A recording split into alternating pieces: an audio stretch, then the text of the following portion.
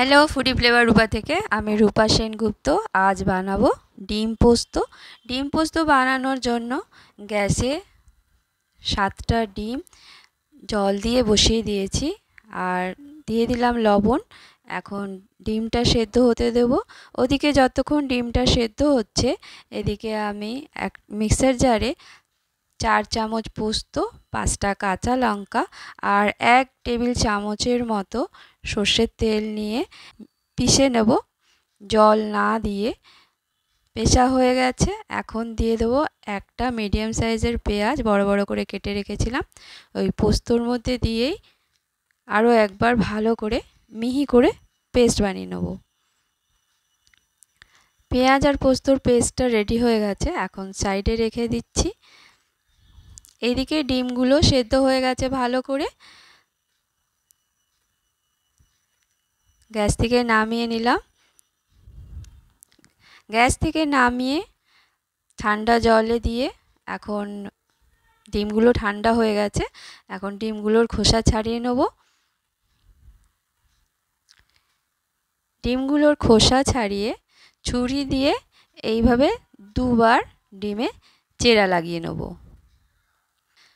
সবকটা ডিমেই চেরা লাগানো হয়ে গেছে।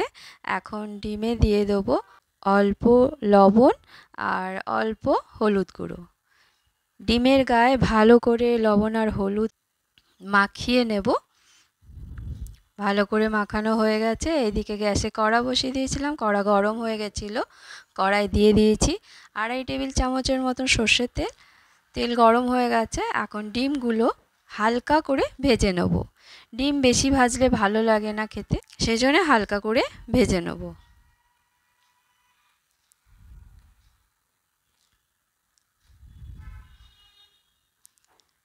ভাজা হয়ে গেছে, ডিমগুলো তেল থেকে তুলে নিলাম।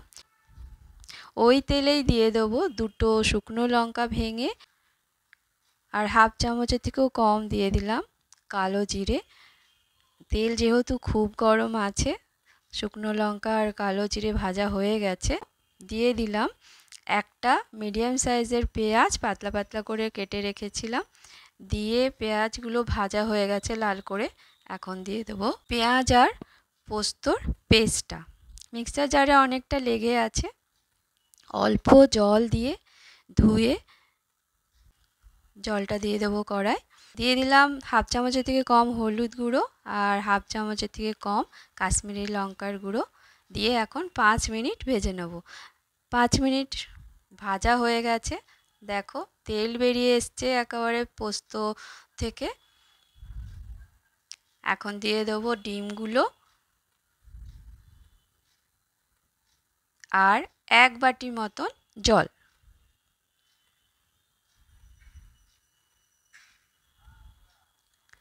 হাফ চামচ লবণ দিয়ে দিলাম। গোটা কাঁচা লঙ্কা দিয়ে ভালো করে নাড়িয়ে মিডিয়াম আঁচে 5 মিনিট হতে দেবো। জানি না এইভাবে কোনো দিন খেয়েছো কিনা তোমরা, দারুণ হয় খেতে, একবার ট্রাই করতে পারো। লবণটা দেখে নিচ্ছি, লবণ ঠিক আছে। ভিডিও যদি ভালো লাগে লাইক শেয়ার সাবস্ক্রাইব করে দিও। তোমাদের সার্ভ করে দেখাচ্ছি।